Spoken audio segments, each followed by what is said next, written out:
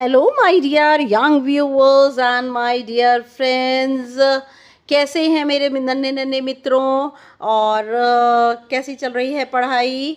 कुछ चैप्टर्स और पोम थोड़ी डिफ़िकल्ट तो हैं, लेकिन कोई बात नहीं, उसका एक्सप्लेनेशन अच्छे से दिया जा रहा है, आपको अच्छे से समझ आएगी। Okay, you are most welcome in Renu's channel Nayab thoughts in English. और आज हम पढ़ने जा रहे हैं class 7th honeycomb, poem number 4, chivvy. Chivvy कह लें आप इसे, CHIVVY, चिवी।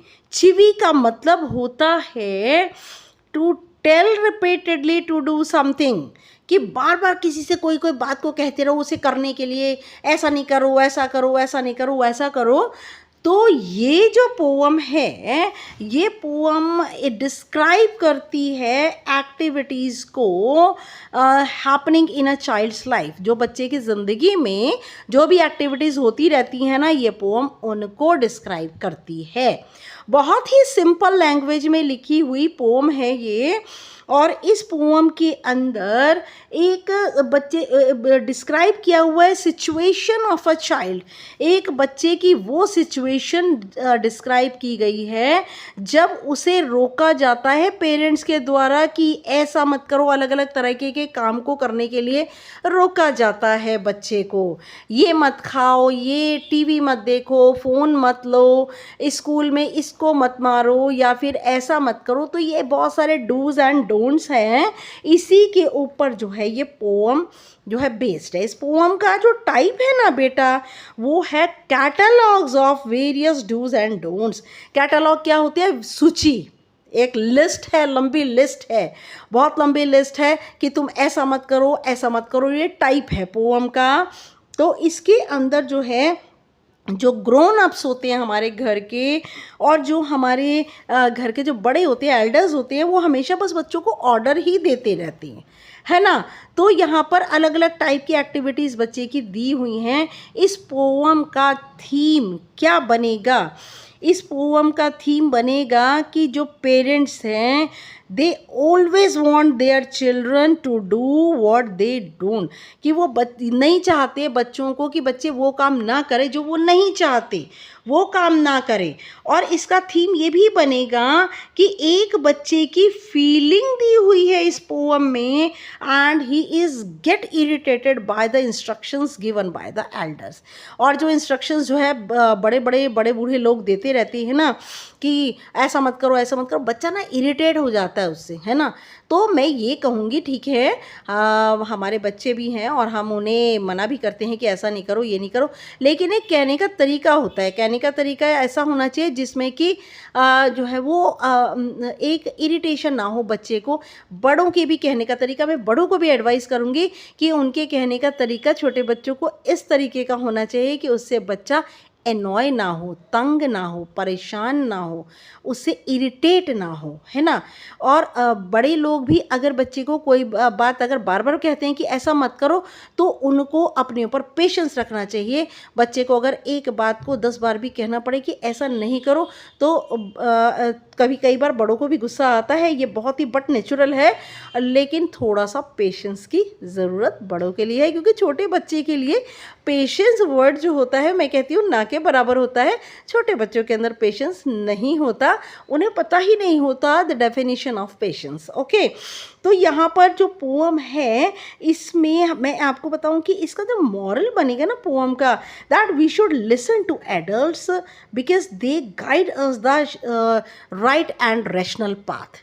मैं आपसे कहना चाहूँगी कि मॉरल इसका ये बनेगा कि हमें बड़ों की बात को सुनना चाहिए, क्योंकि उनकी बात जो होती है वो रैशनल होती है। रैशनल का मतलब उसमें सही या गलत को करने की एक जो आपने डिसीजन लेना वो दिया हुआ होता है, और हमें हमेशा सही रास्ता दिखाएंगे। ज़्यादातर तो एल्डर्स का यही काम होता है कि वे हमें सही रास्ता दिखाते हैं। Now I am going to explain you the poem. Ask your self as well as your partner. आप खुद भी बताइए और अपने पार्टनर, जो आपके साथ आपका स्टूडेंट बच्चा पार्टनर बैठा, उससे भी पूछिए, do you like to be always told what to do, और नॉट टू डू, क्या आपको हमेशा अच्छा लगता है कि ऐसा करो या ये मत करो? आपको हमेशा ये सुनना आपको हमेशा अच्छा लगता है? Do grown ups do this in your experience? और आपके अनुभवों से क्या जैसा ग्रोन अप आपको करने के लिए कहते हैं, क्या वो भी वैसा ही करते हैं जो आपको करने के लिए कहते हैं? When Michael was 5 years old, the poem is written by Michael Rosen. Okay, when Michael was 5 years old, जब पोइट जो है सिर्फ 5 साल का था ना, his mother took him to a nearby school for admission. और उसकी मदर ना उसे बहुत नज़दीक के एक स्कूल में ले गई एडमिशन के लिए. द टीचर ने उससे पूछा, what does your mother call you at home? तुम्हारी मदर तुम्हें घर पर क्या बुलाती है बच्चे? माइकल डोंट क्या तुम्हारी मदर तुम्हें माइकल जो है वो कहता है, मेरी मदर मुझे माइकल कहकर नहीं बुलाती. केम द कॉन्फिडेंटली रिप्लाई, और बड़े ही कॉन्फिडेंट से, बड़े विश्वास से ये जो है वो जवाब आया कि उसकी मदर माइकल नहीं कह के बुलाती तो क्या कहकर बुलाती है? चिवी, है ना. ये चिवी कहकर बुलाती है कि ऐसा नहीं करो माइकल, ऐसा करो, बार बार मदर उसकी कहती है. Now I am going to chivvy is to say to continuously urge someone to do something. लगातार किसी को जो है वो कहते रहो कि ऐसा मत करो, ये मत करो, ऑफन इन एन एनोइंग वे. और अक्सर जब हम किसी को कहते हैं ऐसा नहीं करो, वैसा नहीं करो, तो परेशान करने की टोन होती है, तंग करने की टोन होती है, डिस्टर्ब करने की टोन होती है, दूसरे को तंग करने की टोन होती है. अकॉर्डिंग टू द डिक्शनरी, ये डिक्शनरी की डेफिनेशन है चिवी की. ओके, नाउ ग्रोन अप से थिंग्स लाइक, बड़े बूढ़े जो ग्रोन अप्स हैं हमारे घर के, वो चीज़ों को इस तरह कहती हैं. स्पीक अप, बोलो. Don't talk with your mouth full, अपने मुंह में किसी भी चीज़ को भर करके मत बोलो. बोलो तो सही, पर अपने मुंह में किसी भी चीज़ को भर करके, कि जब तुम्हारे मुंह में कुछ खाने की चीज़ हो ना तब मत बोलो. डोंट स्टेयर का मीनिंग टू लुक कॉन्स्टेंटली, लगातार घूर घूर कर मत देखो. डोंट पॉइंट, किसी की तरफ उंगली करके इशारा करके मत कहो. डोंट पिक योर नोज, अपनी नाक को बार बार स्क्रैच मत करो, अपनी नाक को बार बार मत खुजाओ, अपनी नाक में बार बार जो फिंगर है उसे पोक मत करो. नाउ देखिए, मैं आपको एक बहुत इंटरेस्टिंग एक बात बता देती हूँ आपको. यहाँ पर जो देख सकते हैं आप, यहाँ देखिए, ये देखिए, डोंट डोंट डोंट डोंट.